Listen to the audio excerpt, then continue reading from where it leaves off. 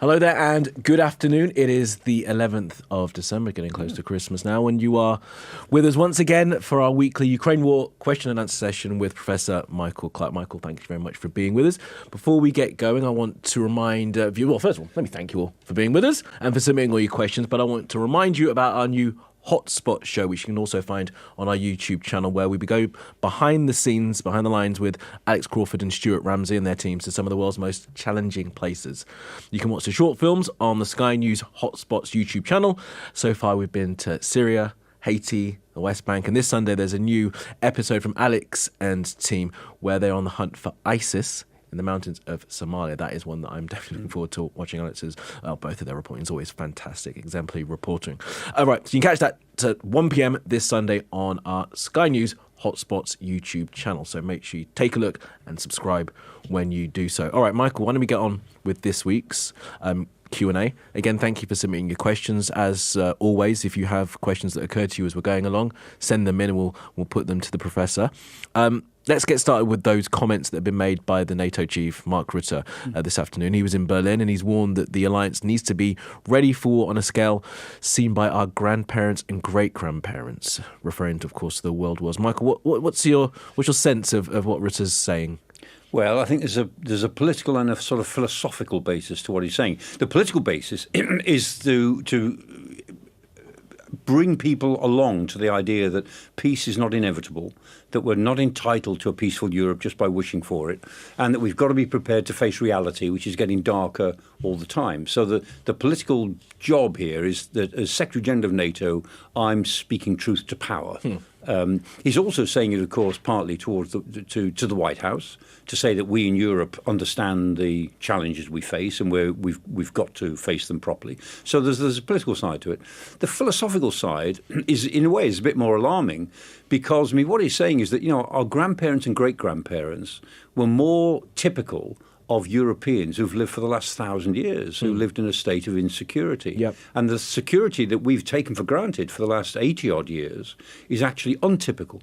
Because even the 19th century, sometimes people call the 19th century the long peace. Well, it was for Britain, but it wasn't for Italy, the war of unification in Italy, 3 wars for the unification of Germany, finishing in the Franco-Prussian War, the American Civil War, the Crimean War.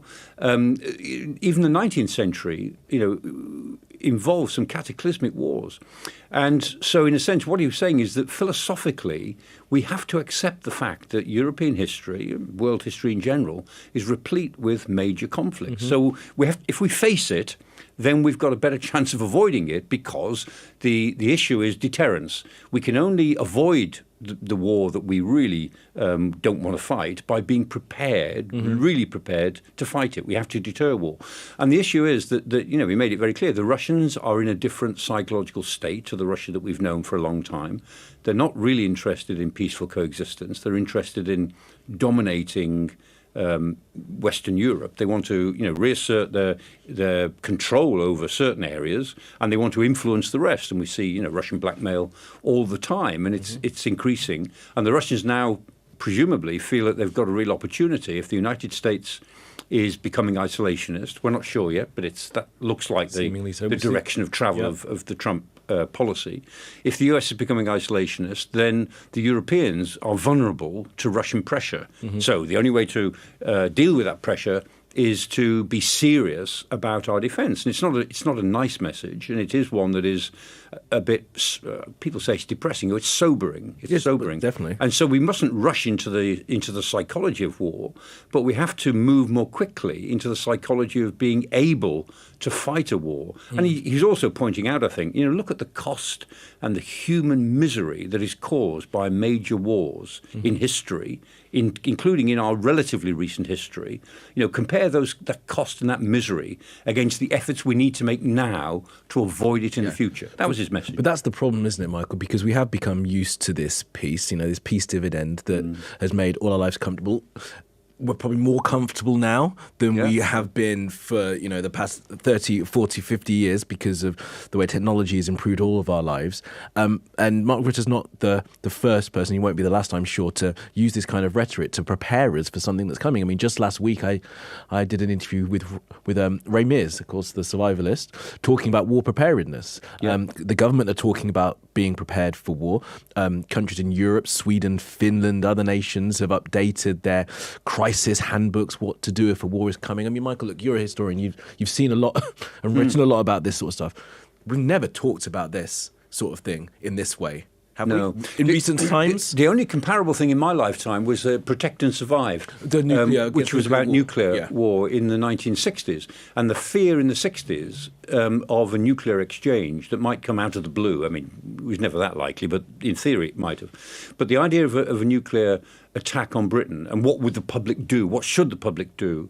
And there was a great deal of disquiet about that. And a lot of people laughed at what the government was doing, and other people said, no, you've got to do this because if it happens, then people have got to know what to do if there's a nuclear attack, because it won't kill that many people directly, but it would kill an awful lot of people indirectly if they don't behave in a certain sort of way. So that was the only comparable thing. But to be honest, that seems so abstract and so not unlikely, but hard to envisage. Yeah. Whereas what we're talking about now is something that's actually quite easy to envisage. And again, I stress, we're not necessarily talking about a full-scale outright war with Russia, though, I mean, that's always a possibility.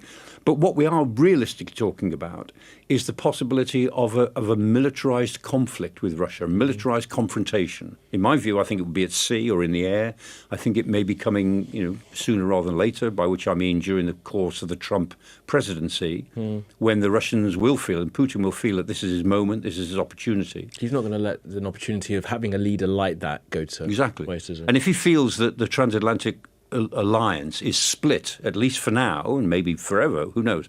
But if he feels that the transit line is disjointed, then this is his best chance to actually make some real gains against Europe and really put a hole in collective security in Europe, as the Europeans have tried to construct it, with the Americans standing aside. And so the possibility of a military confrontation with Russia of some sort, I think, is growing all the time. Now, that is not the same as a war, No. but it would risk the possibility of being mishandled and miscalculated so that it might become a war. And I just think as unpleasant as it is to think about it, we've spent too long not thinking about it. And now, one thing that the Trump presidency has done is brought all this into sharp relief. I mean, we all thought we were on a sort of glide path towards more independent European security behavior. But that glide path is now cliff edge because of the way President Trump reacts to world politics, and the fact that he does seem to be quite determined to pull the rug from under European security. I mean, Michael, whether he might reverse his view on that, who knows? they've changed the national security strategy. They've removed Russia as a threat, which was warmly welcomed by the Kremlin once the Americans had decided to do that. We'll come on to what he's had to say about Europe later on, but maybe my challenge to you wasn't pointed enough. I mean, I'm talking about my generation that's younger than me as well. Yeah. Whether or not we even have the capacity, the wherewithal to even think about this, to be able to think that clearly and prepare for something like that. I'm not sure. Well, the answer at the moment is no. The Army, or the Ministry of Defence, but I was with the Army last week, and they were quoting some of the figures that are put together from regular surveys. The MOD surveys, it doesn't publish it a lot, but they survey the public in attitudes to the military, to war, and so on, and to service. And the figures are not very encouraging. The number of people who say, I would not fight for this country, or the number of figures who say, I would be very reluctant to fight, and to those who I would never fight in any circumstances. And those figures are quite high. What that tells me is not that people are not prepared to defend their freedoms, but that it's context specific. If you ask them out of the blue, as things are today on a Tuesday or a Thursday, or in December with Christmas coming up, of course they don't want to fight. But it happened in the 1930s as well. I mean, the conscientious objectors were a huge push in British society in the 30s. When the war broke out in September 1939, there are only 60,000 conscientious objectors in the whole nation. Right. Because the public had just turned. They'd decided that war was inevitable and that the Nazism had to be stopped and that we would be next if we didn't do something about it. And so the context actually changed the view. And in this case, if it got to that, I suspect the same would apply. It would depend on the political circumstances at the time. But as things stand, the willingness of a younger generation to take up arms. Well, it's not even taking up arms, Mike. It's not great. It's having. I mean, Rami has talked about 72 hours worth of kit standing by in case of emergency. I mean, they're not specifically talking about war coming, as you rightly point out, but this is in the event of crisis.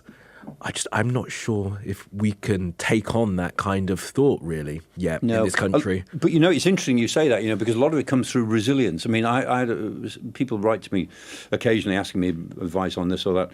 And one couple said, we're so worried about our family, are the things we could do? And I said, well, not really, but not in the national sense. But the fact is that we all need to become more resilient. So resilient against power cuts and against storm. Yep. And that means thinking about how to keep your house going, how to keep your house warm, how to keep stores in. And that sense of resilience against natural disasters as well as other challenges. Supposing there's a series of sabotage attacks on electricity substations, and we lose our electricity for 48 hours in some big areas. Okay, well, how resilient is the population in saying, okay, well, I can do this, I can do that, I've got stuff in. It's very important, actually, to develop a sense of personal resilience within the family unit. And it's surprising to me, or I think it's remarkable, when you see that, how much that extends outwards to a sense of greater confidence that we can deal with something. Yeah, absolutely. You'll feel more confident. You can. Having lived in Turkey for a number of years before returning to the UK, we did, because of the threat of earthquake, have go bags in the house, with some cash, warm clothes, some food, just in case the worst would happen. We were outside for a number of days, and many people in Turkey do that. Yeah, national resilience against all challenges is a really good starting point for a public that is not easily frightened. That's what you want. You want a public that reacts calmly to challenges, that doesn't get panicky or frightened too easily. Right, let's move on to a question here from Ellie. And it's about the death of Lance Corporal George Hooley, who was 28, his death was announced this week in what the MOD called a tragic accident. Ellie asks, are there any indications on what was being tested during the accident? The only hint was in the MOD statement that said that it was an air defence system of some sort, which is entirely plausible because that's one of the things that the Ukrainians and all Ukraine's friends outside are trying to come up with new answers to. Because Ukraine's got a major need for air defence, and if there are some clever innovations, particularly around lasers or electronic systems, that can help in air defence, rather than having to fire a missile to shoot expensive missiles against cheap drones is the problem. So if there are other ways of doing it, then that's fine. And it seems to be entirely plausible that may have been the sort of thing being tested, and there's no reason to disbelieve in this case. And I'm always inclined to be sceptical about various things, but there's no reason to disbelieve what the Ministry of Defence is saying about this. We have soldiers involved in testing and innovation in Ukraine. It's in training as well. And in training, we train them in the UK, but we know there are advisors in Ukraine itself. It's been revealed, not by the British government, but by others, that some of our special forces operate in Ukraine. What they do, I don't know, and nor should I know, but it's entirely logical that they would be acting as advisors, as it were, behind the lines, and probably well behind the lines. Mm-hmm. So, what the Russians have said about Lance Corporal Hooley today is inevitable. It's very predictable. But I think that the truth is pretty close to what the MOD said it is. It was a tragic accident on an experimental range somewhere deep in the west of Ukraine, a long way away from the front lines.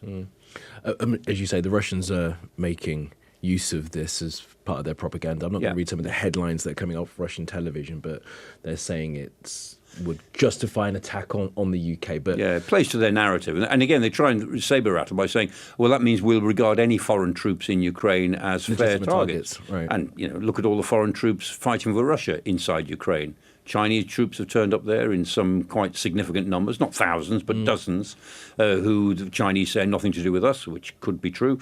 troops from North Korea have turned up, in Ukraine as well as in Kherson, from African countries, from Asian countries. There are any number of foreign troops fighting on the Russian side. And that's the way it is. Do you think that they will try and target? Because the Allied forces that are helping the Ukrainians are over in the West, aren't they? Away from the front lines. Yeah. Do you, Yeah, they would. Possible They would. No target? question. I mean, the Russians have targeted some of those training areas right deep in the west, and some of those assembly areas, and there have been a number of deaths. I don't know of any British deaths. Certainly not armed service personnel deaths. But yeah, if you're inside Ukraine, then as far as the Russians are concerned, you are a target. They're not going easy on targets because they think there are foreigners there. The only thing the Russians do seem to have observed is that when politicians go to visit Kiev by train from Poland, the Allies always inform the Russians of what the train is and when it will be there, so you know that there will be a prime minister or a leader or a president on that train, and the Russians have not so far dared to target it. It's interesting that, isn't it? Because it does show that there is some limits to what they're willing to do. Because it wouldn't do I them any good. don't know what that tells us, really, but it does tell us that there is some limit. It wouldn't do limit. them any good if they were to target a train with a prime minister on it. The Ukrainian railway service seems to run really well, considering the country's at war. It's an amazing, remarkably well still, and not as good as it did in the first couple of years. It was remarkably good in the first couple of years, but it is suffering a bit now. It is suffering, but nevertheless, they keep it going. They do. Just sort of an addendum to that question from Jericho. Can the loss of Lance Corporal George Hawley be used by the Russians to claim that NATO is now fighting in this war? What do you think about that? I mean, they'll use it. Yes, and they do. They will. I mean, that's part of the narrative, that they say that, this is NATO is using Ukraine as the front line because NATO is attacking us, and that this whole war is us, the Russians, resisting a Western attempt to conquer Russia with Ukraine as the front lines. Yeah. Question here from Mike. Is it time to call Russia's bluff and go on the offensive? Mike uses the example of like the US did when it bombed Iran. What do you think?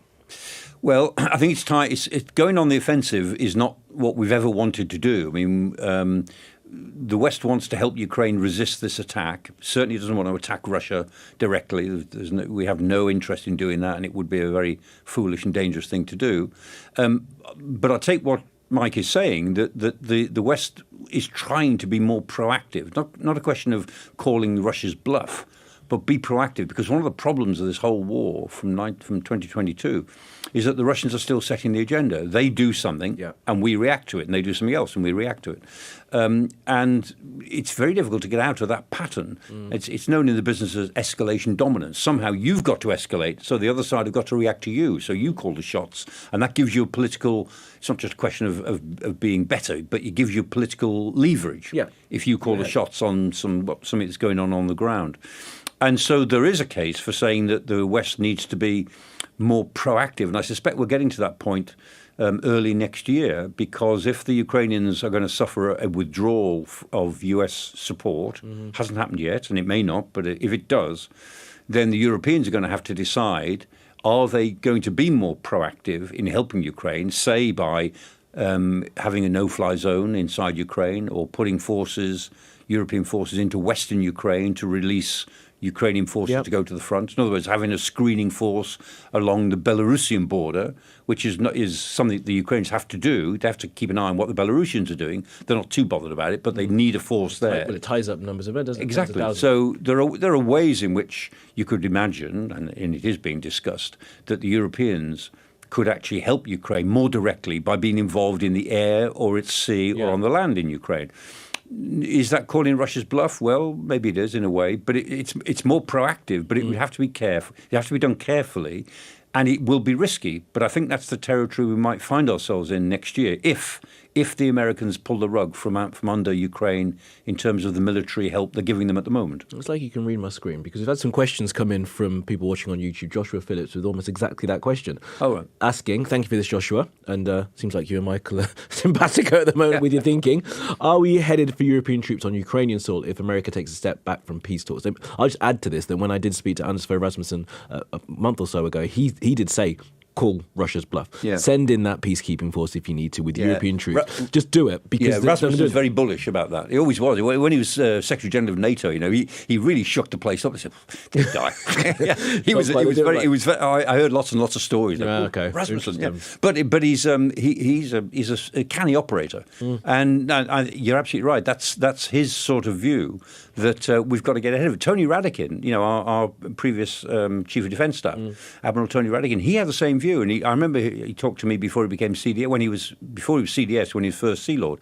He was saying we ought to get our ships up in the north, get them up around the Kola Peninsula, give the Russians something to worry about, because they're constantly worrying us, and we don't react very strongly, and they take that as a message. They take away the idea that we don't react strongly. So we've got to get ahead of the game. And I don't say that Tony Radakin was aggressive about it, but he was assertive in the sense of he said if we can't avoid this sort of military competition with the Russians, we have to be prepared to be proactive in certain sorts of areas. But that sort of stuff is like you talk about that sub-threshold, sort of area where you can operate and you can show action. You can show, a sense of aggression as well, but actually not be ready to fire missiles necessarily, right? You're just moving. You can operate in a way that makes the other side have to change its procedures. In order to stay safe. And that's the point. You can complicate their defence problem. That's what the Russians are doing to us all the time. They're complicating our defence problem by sending drones or encouraging people to send drones to close down our airspace and be a nuisance and stretch our defences. So they're complicating our normal day-to-day defence problem. And we're not really doing the same to them, but we could. Yeah. A couple more questions that have come in from YouTube. Thanks for this, guys. Rob2910 asks you, Michael, to tell us a little bit more about what's going on in Kherson at the moment. Why haven't Ukraine been able to make any advances? Yeah, it's because of it's the water. What's happening in Kherson is that in the autumn, or nearly the end of the year in 2022, the Ukrainians got back to the area to the west of the Dnieper River. So they liberated Kherson. But remember, we said at the time, unless they can push the Russians a good 25 or 30 miles away from the other side of the river, from the east of the river, the Russians will just sit there and bombard Kherson, which is exactly what they've done. And so they are with a big city that's been liberated that is now, effectively, it's not all in ruins, but it's really suffering. And it's a daily bombardment, just an artillery bombardment and drones, And there is no strategic purpose to this from Russia's point of view. They're not going to invade across the river again. They know they've lost it. They're just trying to reduce it and make it miserable and kill people as part of the general push to make the Ukrainians give in. So that's what's happening in Kherson. Now, why can't the Ukrainians get across the river? Partly because the river it's a delta, because we're talking about the coast here. We're getting down towards the coast.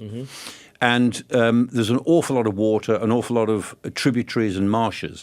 And the Ukrainians during 2023 got some of their Marines onto some of the islands, some of the little islands. And they held some territory there. Now, that distracted the Russians, and a number of us wondered if the Ukrainians could open up another front there. I think they wanted to, but they weren't able to. And they got onto the Kinburn Spit, which is a little spit of land below Kherson, and they kicked the Russians off one end of the spit, but the Russians were sitting on the other end of the spit. They couldn't get there.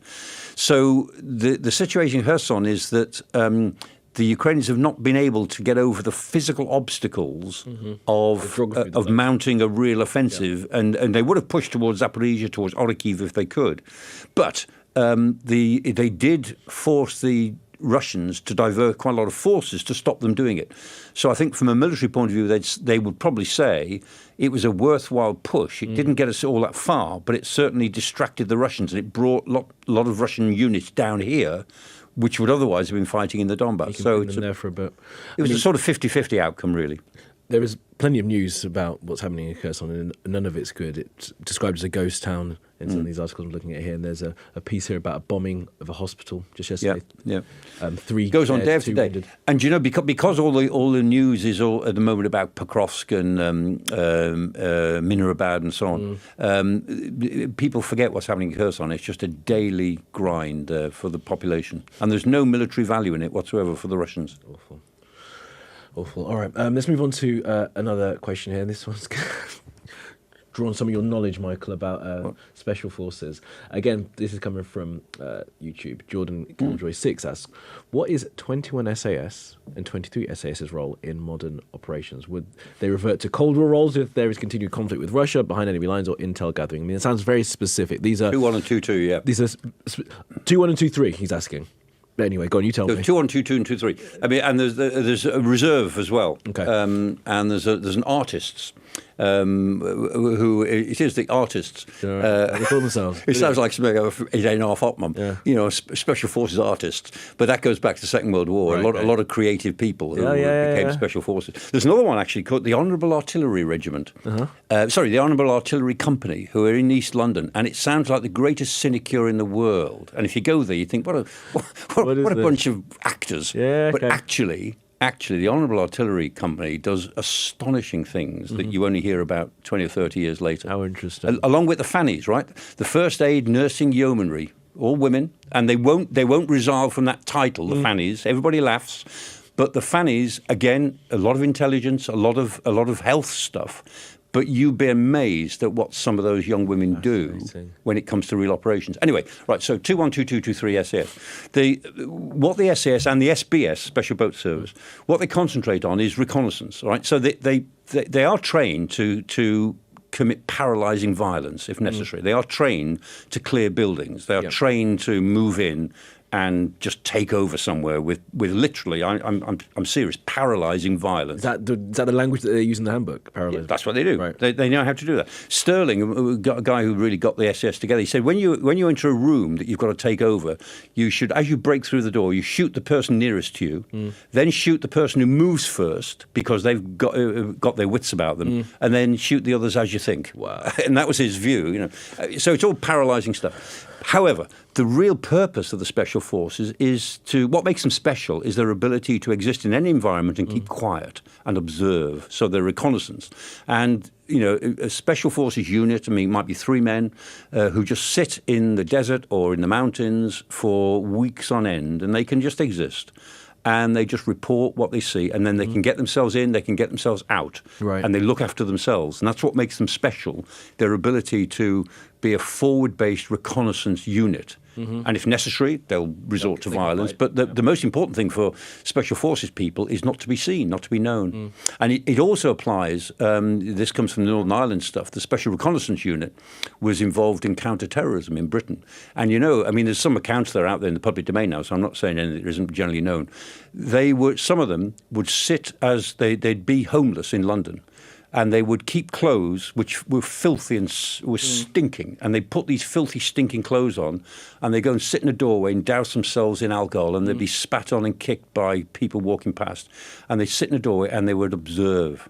Just waiting for days and days on end. They'd go homeless for several days in order to observe what was happening, and then they go and report back.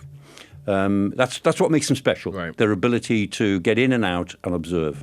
And obviously there are special forces operating. We don't need to go into any detail, but they will be operating in and around the battlefield.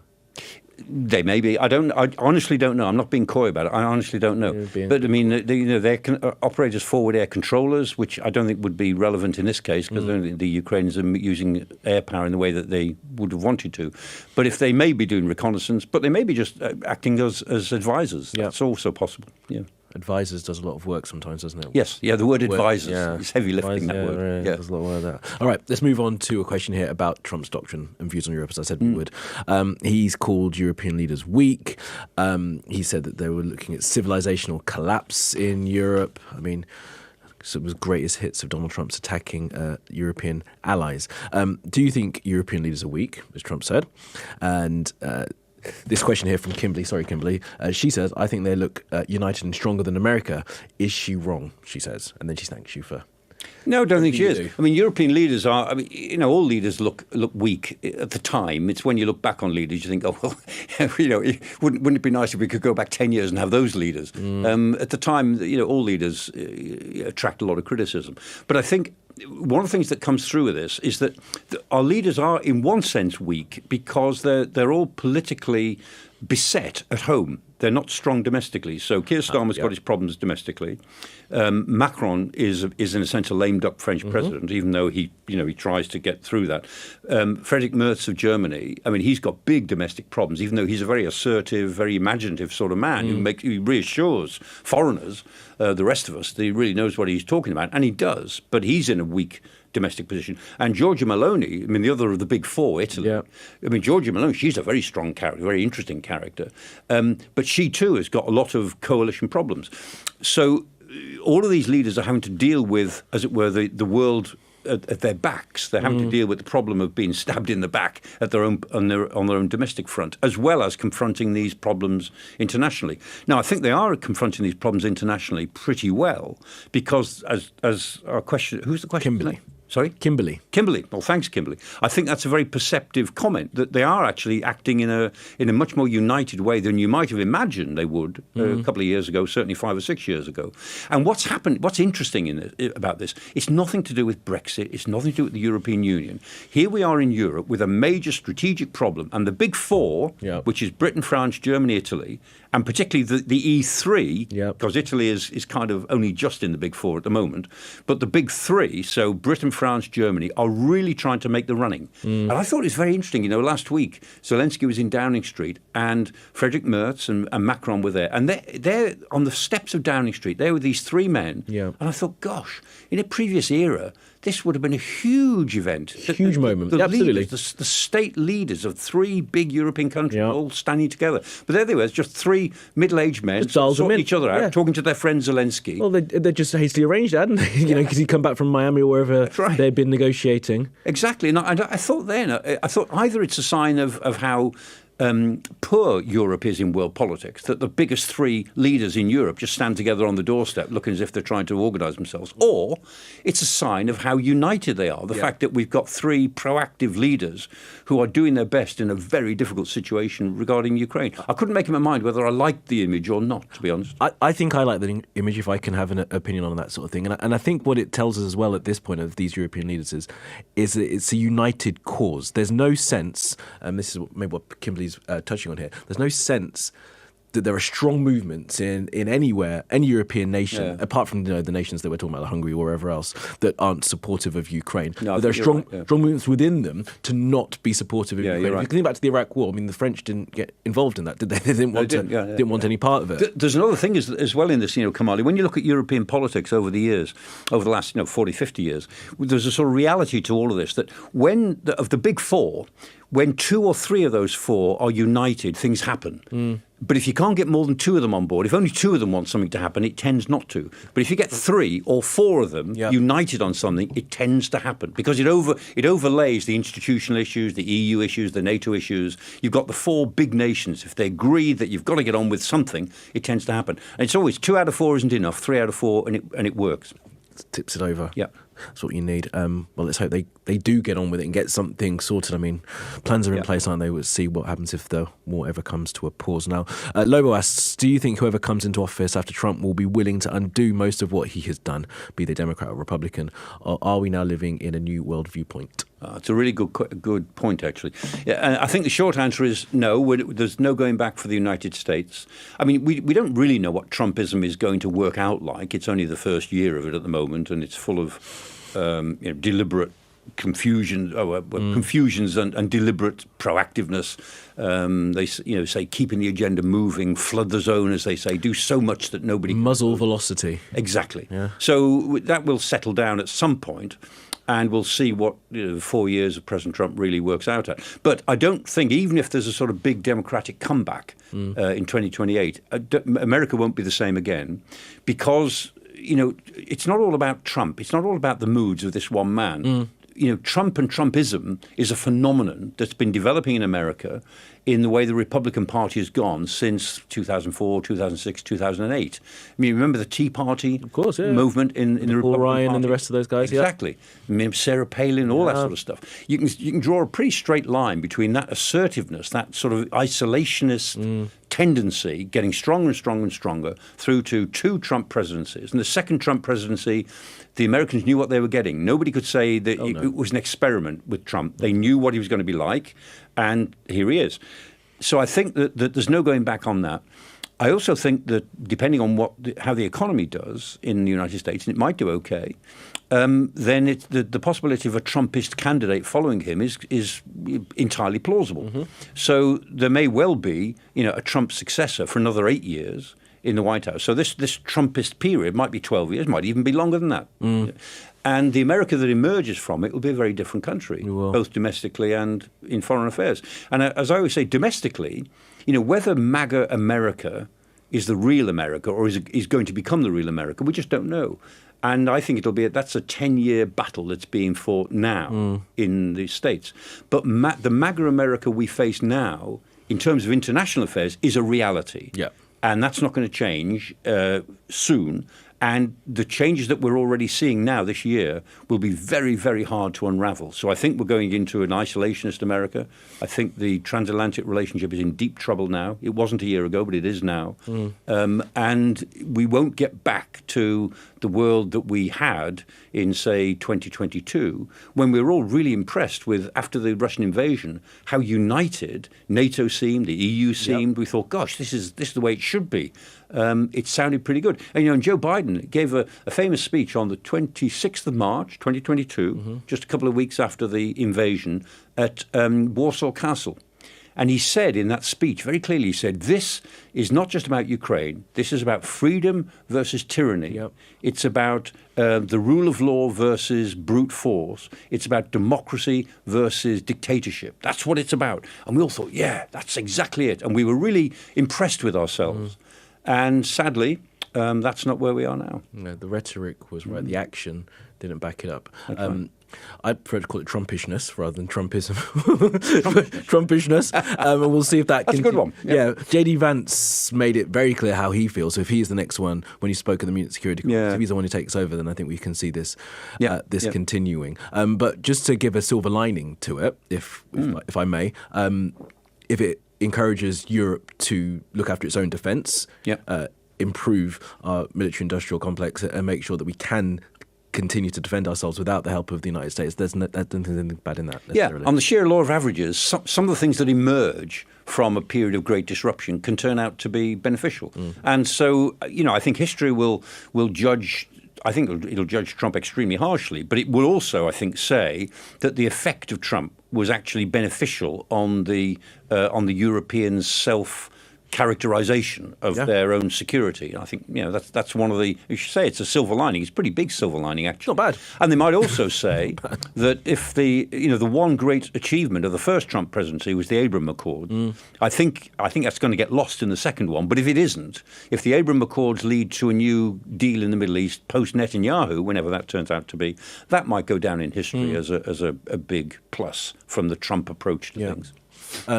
Question here from John J, which I'm interested in your answer to this. If Trump abandons Europe, what happens to those US bases dotted around European countries? Oh, well, depends what you mean by abandon. How many bases? There are 38, 39 bases, of which I think. Well, would he want to keep forces stationed here? Yeah, if he's pivoting towards Asia, would forces, because like Ramstein's huge, isn't it? Yeah, it's big. Tens of thousands. Yeah, well, I was about to say, of the 38, 39, about 15 of them are really big bases. So Ramstein is huge. Spengdalen is pretty big. Aviano in Italy is pretty big. The one at Wiesbaden as well? Wiesbaden is that's not as big, but is one there. And then there's a lot of the US Army, the 5th Corps, is in Bavaria in southern Germany. And then Mildenhall, Lakenheath, Mildenhall, quite big bases. So the question is, and we're all expecting the US to withdraw some forces from Europe. I mean, they were going to announce it before now, but it'll now be in the new year. And we're expecting probably 25% force withdrawal. Wow, okay. So they've got about 90,000 troops in Europe. And they'll probably pull out maybe a quarter of them, so 25, maybe 30,000. However, it depends on who they pull out. So if they pull out their combat troops, then Europe won't be so worried because combat troops can always come back pretty quickly. But if they pull out their logistics and their engineering and all the backup forces, then it doesn't matter if combat troops stay or not. They can't, do anything. They can't do anything. Yeah. And if you pull out the big logistics, the enablers as they're called, and send them to the Indo-Pacific, then Europe won't be able to host 150 or 200,000 US troops anytime in the future.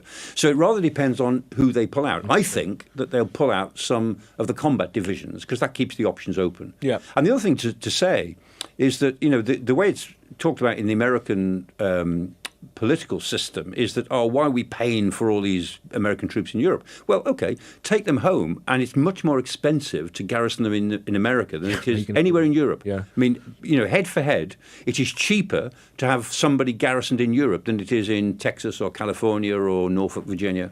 Just the cost of living. I suppose you can send them all to Okinawa or something, couldn't you? But even then, it's more expensive. The cheapest place to have American troops anywhere in the world is Europe. How interesting. Partly because the Europeans put quite a lot in terms of payments in kind for some of the base arrangements and so on. So it would cost the Americans more to take their troops home than to leave them here, but that's not what it will be based on. There'll be a symbolic withdrawal. I'm sure there will be some withdrawal. So a symbolic withdrawal of, let's guess, 25% of the troop numbers, mainly from Germany, and they'll go home and cost the US taxpayer more, but it is reversible at some point in the future. I wonder if he'll explain the costs to the American taxpayer of bringing them home out. He will. Yeah. But anyway, the answer to the question is all the bases, about 40-odd bases, of which about 14 or 15 of them are big bases. Yeah.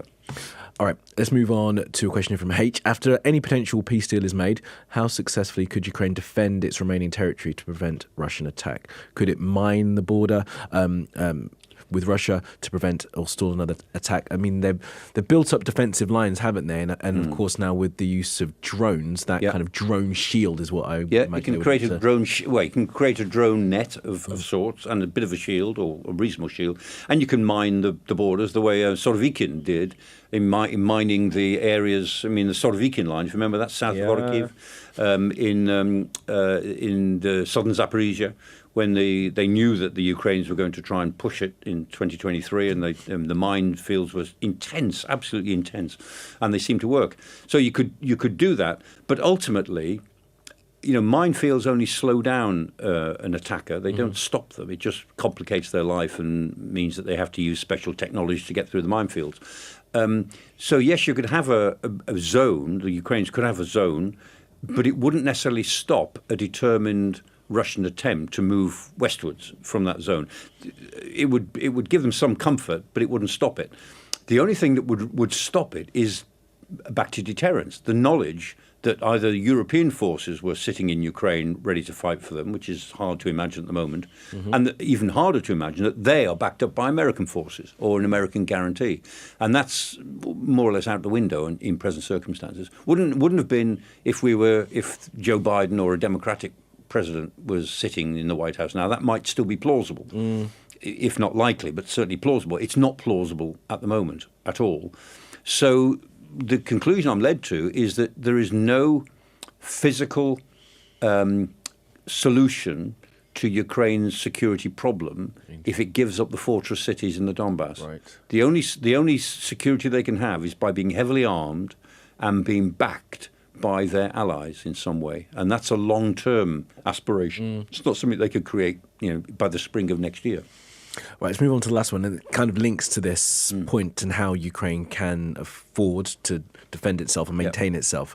We're going to get the decision. It's on the 18th, isn't it, in the EU about those Belgian-Russian. Oh, yeah, so the reserve, the frozen reserve. Yeah, the frozen reserves. The meeting is the 18th and 19th of December, held in a Belgian Euroclear facility. Oh, yeah. Will Europe use those frozen assets? The question here from Michael, your namesake, asks. And if Ukraine doesn't get them, is Ukraine finished? Now, just a little news around this. The Belgian Prime Minister, Bart de Wever, has threatened, maybe not quite threatened, maybe it's overwritten here in the paper, but suggested that Belgium could sue the EU if it forces it to free up these assets. Euroclear could also sue the EU as well. I mean, Belgium, they're not comfortable with this at all, are they? They're not, but they're under intense pressure to give on it. And there's 2 or 3 different things happening. So, I mean, the ultimate answer to the question is, obviously, we don't know. We'll find out at the end of the year. I think the Europeans will do it. I think they'll go for it because they're looking at 2 or 3 different mechanisms to make it work. And I think the reason that they'll do it is A, because they're desperate, and B, if they don't do it, Ukraine is in really, really big trouble next year. It simply runs out of money to pay for governmental structures and so on. So I think we, the Europeans, will do it. Already, the EU is invoking is it Regulation 122, which will take the frozen assets and make them permanently frozen, take them away from sanctions. Because at the moment they're part of sanctions, and sanctions have to be voted on every 6 months. And so every 6 months, Hungary threatens that it won't vote for them. And Slovakia said similar things as well. So that, they're talking this week about a sort of sleight of hand, to be honest, under emergency regulations, taking those assets out of the sanctions package to make them permanently frozen. That will also upset the Americans. But this is the EU thinks this is a good time, actually, to show the Americans that we're not going to roll over in face of their blackmail on other things. So that's one thing that's happening. The second thing that's happening is that the Belgians... The EU Commission, as of yesterday, I think, Ursula von der Leyen, said yesterday they thought they'd more or less sorted out all the Belgian problems. Now, she always tends to overstate things, I have to say. But she said there was only a tiny problem left. So what you've just quoted about what Bart de Wever said slightly surprises me. He said, we are negotiating with the Commission to see if the proposals can be brought into line with the minimum conditions that Belgium has set, which are generally recognised as rational, reasonable and justified, he told MPs on Wednesday. Right, well, I think he'll go with it. Personally, because I suppose he has to show that he's resistant to it politically. That's reasonable, right? Reasonable. But there's another one as well. There's another issue as well, which I'm comforted by, and it's been on the table and it's now gone off the table, which is that the Norwegians. I was hoping you were going to mention the Norwegians again. Have said that their sovereign wealth fund is huge, mainly because they've been very clever and careful with their oil deposits. They discovered oil at the same time as we did, and because they're a small country with a smaller population, they handled them. We blew ours as soon as we got hold of them. But they handle them very carefully, and they've built up a sovereign wealth fund, which is huge. And they have implied that they could use their sovereign wealth fund as an act of generosity to back underwrite up the loan, to underwrite the reserves and reassure Belgium. They talked about it, and then they stopped talking about it, which makes me think that it is actually under That's fascinating. discussion. It's moved into the serious phase. It's not speculative. We're at the sharp end of the whole thing now. So in the next 10 days, I guess we'll find out if these things will work. So if I had to guess, I would say they will work, and it'll be complicated, and we'll all be struggling to understand the mechanics of it. And Hungary will go berserk, the Russians will go berserk, the Americans will be extremely critical, but it will convey to Ukraine enough money to keep them going for the next couple of years. And just as I don't know if you and I talked about this before. I mean, we're talking here about the amount at issue is in euros terms. The last time I checked, a couple of days ago, it was 210 billion euros. All right, about 85 billion euros in Euroclear, and 25 billion euros in French commercial banks. That's the essence of it. 210 billion euros. Remember that Elon Musk is talking about 5 times that as his income from Tesla. He's talking about $1 trillion if he meets certain requirements over a number of years. So he's talking about a personal pay packet, which is 5 times the amount it costs to keep a country going in war for 2 years. Doesn't that tell us something about values? It definitely does, and we could do a whole another episode on that. I don't want to labour too much on this, Michael, because we've kept you long enough. But just to maybe play devil's advocate, be the contrarian to it. This idea, because people have used the word confiscation around taking these assets. We're already in this space where international law norms are being twisted, pulled apart, degraded to the point where they may not ever get back to where they are. If we start down this road, aren't we doing some of that as well by degrading? That's the danger, that it will be interpreted by the financial markets as the Europeans stealing Russian assets that were frozen.